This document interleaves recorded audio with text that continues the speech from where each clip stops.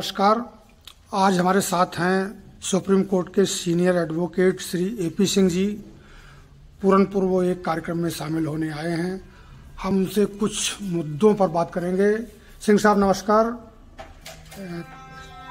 आप पूरनपुर किस उद्देश्य से आए हैं यहाँ? थोड़ा मानव मंगल सद्भावना समागम का आयोजन था, उसके लिए उसमें शामिल होने के लिए आने का आयोजन था।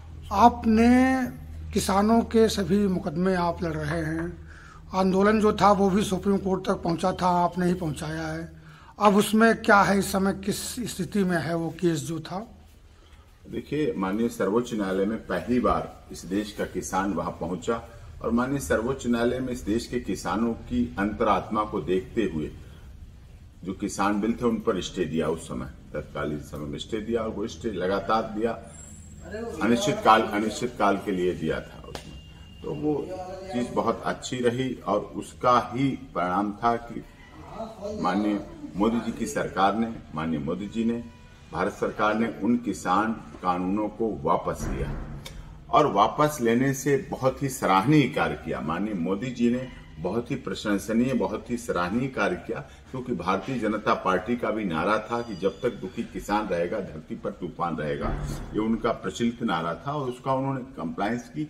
और किसान आंदोलन के साथ जो कुछ एंटी सोशल एलिमेंट्स, असामाजिक तत्व शामिल हो गए थे, उनके शामिल होने से इस आंदोलन की दिशा में परिवर्तन आया।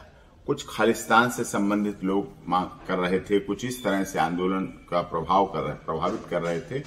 उस एक तीर से कई निशाने माननीय मोदी जी ने किए हैं और ये आवश्यक हो जाता है कि देश की एकता, अखंडता, संप्रभुता को बनाए रखने के लिए ऐसे निर्णय मोदी जी ने जो किया बिल्कुल सराहनीय है। और उसमें माननीय योगी जी का बड़ा मेहनत रही है। उसमें माननीय योगी जी ने भी उसमें बहुत मेहनत करके, जो राष्ट्रीय कार्य समिति की बैठक हुई, जब राष्ट्रीय कोर कमेटी की बैठक हुई तो उसमें भी ये बात आई थी और उसमें बाकायदा माननीय योगी जी ने, उत्तर प्रदेश के मुख्यमंत्री जी ने इस बात को रखा और बड़े वजन के साथ रखा कि किसान कानून खत्म होने चाहिए। और उस आधार पर माननीय सिंह साहब, क्या आपको नहीं लगता कि काफी देर कर दी यह निर्णय लेने में?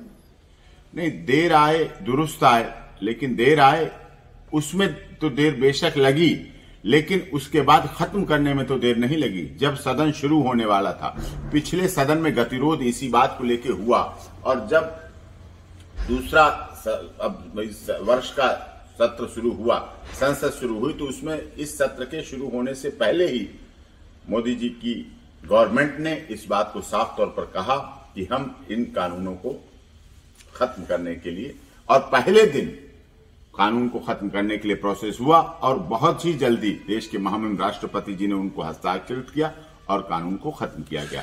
और उसी आधार पर हम लोगों ने माननीय सर्वोच्च न्यायालय से याचिका वापस लेने के लिए, जो याचिका लगाई थी कानूनों को खत्म करने के लिए, याचिका वापस करने के लिए प्रोसेस शुरू कर दिया, वापस ले रहे हैं मुकदमे। वापस लेने की याचिका। कितने केस थे, एक ही था या और? नहीं, कई संगठनों के थे, अलग अलग अलग अलग संगठनों के थे। तो सभी वापस? भारतीय किसान बानू, भारतीय किसान लोक शक्ति, बहुत संगठन थे जिनकी तरफ से याचिका थी। उन सभी याचिकाओं को वापस लेने का प्रोसेस शुरू कर दिया। अच्छा, एमएसपी पर एक बहुत बड़ा वो मांग चलती रही लास्ट तक, हालांकि सरकार ने लिख के भी दिया है। उस पे कानून बनाने में जल्दबाजी सरकार ने नहीं दिखाई। क्या लगता है आपको, सरकार क्या करेगी उसमें? नहीं, एमएसपी का विषय कभी इन किसान कानूनों में नहीं रहा। मैं आपको साफ कर दूं कि किसान बिल को लेकर ये गए। अब अगर कोई किसान एमएसपी के नाम पर सरकार को गुमराह करते हैं या एक तरह से कि सारी मांगे मनवा लो, ब्लैकमेल करने का प्रयास करते हैं अगर किसान संगठन, तो वो गलत है। सुप्रीम कोर्ट में माननीय सर्वोच्च न्यायालय में जो याचिका थी वो इन कानूनों के खिलाफ थी, उसमें एमएसपी का कहीं लेना देना नहीं था। आंदोलन शुरू हुआ किसान कानूनों के खिलाफ शुरू हुआ, उसमें कहीं एमएसपी का लेना देना नहीं था। एमएसपी एक बहुत बड़ा समुंदर है। हमारा देश गुवाहाटी से चौपाटी, कन्याकुमारी से कश्मीर तक का देश है। कहीं कोई व्यापार होता है, कहीं चाय के बागान है तो कहीं अखरोट और काजू के बागान है, कहीं केसर के हैं। श्रीनगर की बात करें तो, अब उत्तर प्रदेश की बात करें तो आलू, सरसों, चावल, धान, ये सब गेहूं इनकी फसल है। तो एमएसपी को इस तरह से नहीं कर सकते हैं, और एमएसपी अलग विषय है और उसको उससे नहीं तो मोड़ा जा सकता। लेकिन एमएसपी किसानों का हक है। अगर कोई व्यापारी अपना कोई उत्पादन बनाता है तो उसे उसका एमआरपी तय करने का हक मिल जाता है, लेकिन हमारे देश में किसानों को अपने उत्पाद का एमआरपी छोड़िए एमएसपी तय करने का अधिकार नहीं है। इस पर आपका क्या मानना है व्यक्तिगत तौर पर? नहीं, एमआरपी तय करने का अधिकार, लेकिन सरकारें, भारत सरकार भी और उत्तर प्रदेश सरकार भी समय समय पर रेट डिसाइड करती है, सीजन से पहले निश्चित करती है और उस आधार पर चलता है, उसी आधार पर करता है। एमएसपी की मांग किसानों की है, लेकिन उस मांग पर किसान संगठनों का कोई एजेंडा भी नहीं बना हुआ है। हमने प्रेस क्लब नई दिल्ली में प्रेस कॉन्फ्रेंस इस संबंध में रखी थी किसान संगठनों की तरफ से, तो उनकी तरफ से अभी किसान संगठनों का कुछ भी फार्मूला भी नहीं बना हुआ है कि इस आधार पर एमएसपी किस आधार पर दी जाए। इस देश बहुत बड़ा है, विविधताओं वाला देश है, अनेकता में एकता के आधार पर यहाँ कार्य हो रहा है।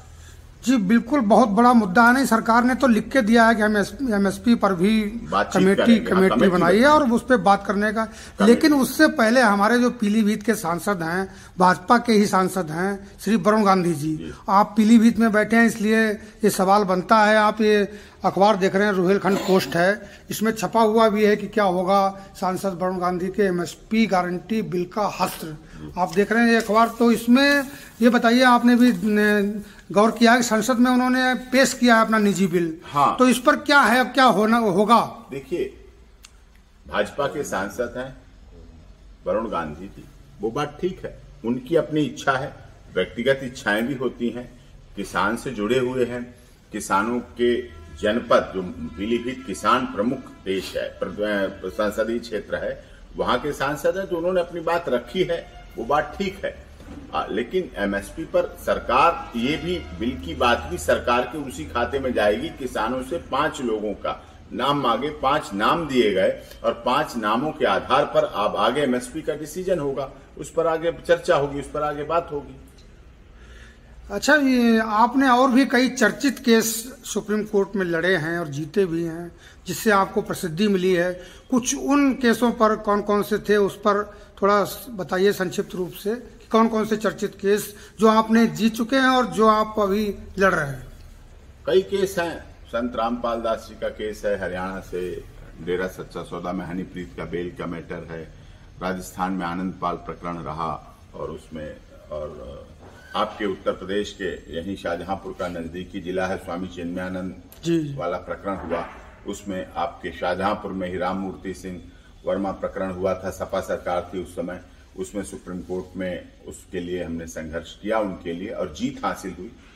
राममूर्ति वर्मा प्रकरण में भी जीत हमें मिली, स्वामी चिन्मयानंद में भी जीत हमें मिली। हाथरस प्रकरण हुआ था, हाथरस में याचिका मानी सर्वोच्च न्यायालय में इस आशय के लिए लगाई गई थी कि इस केस को दिल्ली ट्रांसफर कर दिया जाए, तो हमने माननीय सर्वोच्च न्यायालय से यही कहा कि यदि सारे केस उत्तर प्रदेश या मध्य प्रदेश, राजस्थान, हरियाणा के दिल्ली ही ट्रांसफर होने लगेंगे सारे केस, फिर यहाँ की पुलिस क्या करेगी, यहाँ की कोर्ट क्या करेगी, यहाँ का सिस्टम क्या करेगा। ऐसा नहीं कह सकते कि एक मीडिया हाईलाइटेड केस की वजह से किसी प्रदेश के सारे सिस्टम को नकार दिया जाए और उनको जीरो बना दिया जाए, ऐसा नहीं हो सकता। हाथरस प्रकरण में भी इस आशय के साथ हमने सबमिशन किया कोर्ट में, माननीय सर्वोच्च न्यायालय में, तो उन्होंने इस बात को माना और ट्रांसफर नहीं किया और वो केस हाथरस में चल रहा है। निर्भया केस भी आपने लड़ा, उसमें उसका क्या प्रभाव रहा न्याय व्यवस्था पर? न्यायिक व्यवस्था पे बहुत स्पीडी ट्रायल शुरू हुआ, उसके बाद पॉक्सो बना, आनन फानन में कानून बना, उसका प्रयोग भी हो रहा है और कहीं कहीं दुरुपयोग भी हो रहा है। पॉक्सो का मिसयूज भी होता है, कहीं कहीं सच्चे केस भी आते हैं, लेकिन ज्यादातर उसमें झूठ होते हैं, लोगों को ब्लैकमेल करने के लिए काम किया जाता है। कारण क्या है इस देश में? जब निर्भया की बात करते हैं, महिलाओं की बात करते हैं, महिला इस देश में बहुत समय से सशक्त रही है, मजबूत रही है। राजा दशरथ के समय भी जो युद्ध हो रहा था तो कैकेयी ही संभाले हुए थी। सीता की बात करें, सावित्री की बात करें, गार्गी, अपाला, अनुसुईया, हाड़ा रानी, रजिया सुल्ताना, पद्मावत की बात करें, तो हमारा इतिहास और पीछे बहुत सशक्त रहा महिलाओं में। लेकिन आज सशक्तिकरण की बात की जाती है, आज कई महिलाओं को से लोग उत्पीड़ित हैं। 150 से 250 पुरुष आत्महत्या करते हैं प्रतिदिन इस देश में।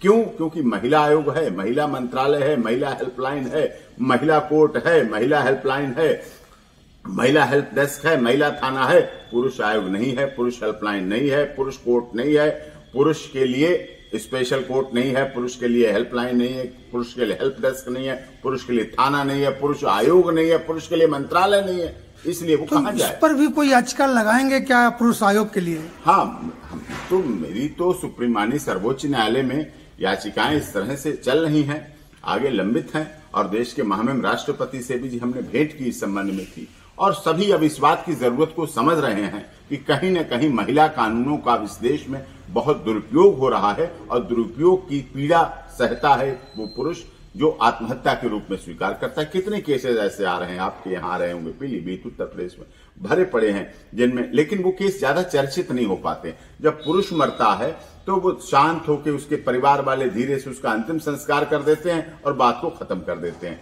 किसी महिला की मौत होती तो बहुत हाईलाइट होता है, उसमें कई महिलाएं, कई पुरुष गिरफ्तार होते हैं, जेल जाते हैं, ये चीज होती है। ठीक है, बहुत अच्छा, बहुत बहुत धन्यवाद आपका बात करने के लिए। धन्यवाद। सिंह साहब आए हैं आपके बुलावे पे। ऐसा है, यहाँ मानव मंगल मिलन सद्भावना समागम सत्य का आयोजन हो रहा था। उसमें हमारे senior advocate doctor AP Singh, माननीय सुप्रीम कोर्ट न्यायालय में हैं, तो मैंने विशेष आमंत्रण करके बुलाया भी था, और अनुयायी भी हैं नारायण साकार के जी।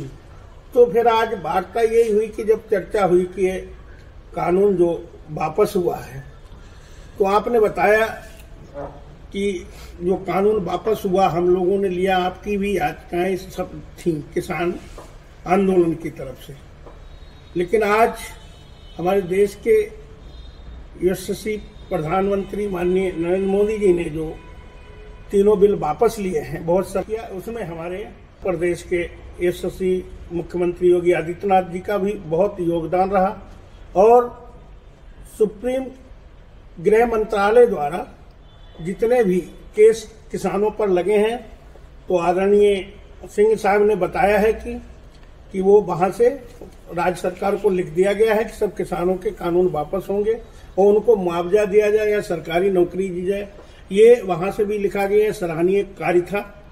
तो मैं समझता हूं कि भारतीय जनता पार्टी ने जो कार्य किया है बहुत अभूतपूर्व कार्य है, और वो भी शायद दिन भी इतना था कि नानक देव जी की जयंती थी, बहुत पवित्र दिन था, और उसमें जो किसानों के हक में जो कार्य किया है भारतीय जनता पार्टी ने, बहुत सराहनीय कार्य है। और मैं जानता हूं हमारे आदरणीय बड़े भाई वकील साहब AP सिंह जी जो पूरी लड़ाई लड़ी है, और आपने पूरा बारीकी से देखा है और किसानों के हित में कार्य किया। आपने कहा भी है कि भारतीय जनता पार्टी ने सराहनीय कदम उठाया माननीय प्रधानमंत्री। पूरनपुर में इसका क्या लाभ मिलने जा रहा है, ये बताइए। देखिए, ऐसा पूरनपुर नहीं, मैं समझता हूँ पूरा देश किसान प्रधान देश है, और पूरनपुर से आंदोलन जो उठ रहा था सबसे ज्यादा, लेकिन पूरनपुर में सबसे ज्यादा खुशी भी मिली है किसानों को।